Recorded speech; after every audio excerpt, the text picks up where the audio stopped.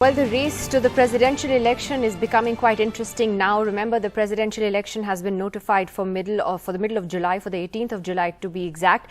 And the opposition might just be zeroing in on a possible candidate. Could that candidate be Sharad Pawar, the Maratha strongman? Well, Congress President Sonia Gandhi did send an emissary to meet Sharad Pawar just a few days ago, and he could possibly be emerging as a candidate for the opposition. He's also spoken to Uddhav Thackeray, to Tamil Nadu Chief Minister M.K. Stalin as well. Meanwhile, on the other side, as far as the government and the BJP are concerned, they are trying to, through J.P. Nadda and Rajnath Singh, hold discussions with all parties to see if a consensus candidate can be arrived at. My colleague Sanket has more.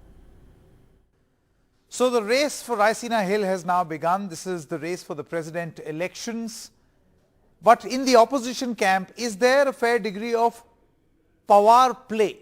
Will the Maratha strongman Sharad Pawar be the opposition's candidate? Well, Congress President Sonia Gandhi has sent an emissary to NCP Chief Sharad Pawar. Senior Congress leader Mallikarjun Kharge met NCP Chief Sharad Pawar. Kharge also spoke to Maharashtra Chief Minister Uddhav Thackeray and Tamil Nadu Chief Minister M.K. Stalin.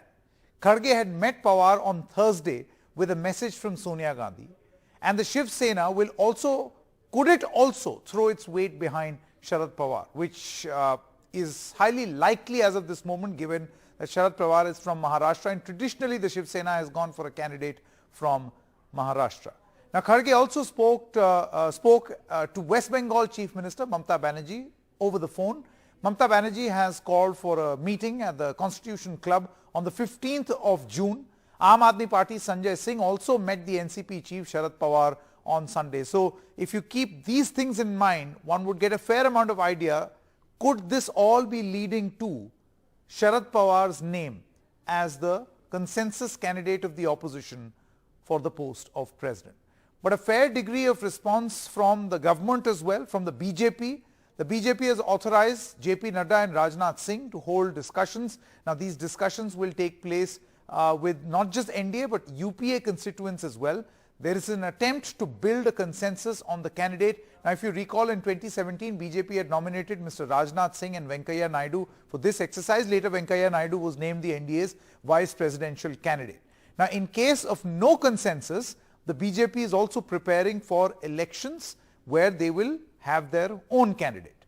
Now, there is speculation around many names, but no one has been confirmed by the party. Let's now look at the math as far as the presidential polls are concerned. On the basis of electoral college, votes of MLAs and MPs constitute this electoral college. The vote value of each MLA actually varies. It depends on the state population and the number of assembly seats.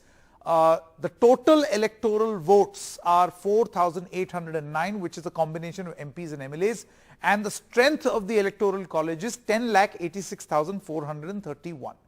The candidates who crosses the 50% mark in the election wins and becomes the president.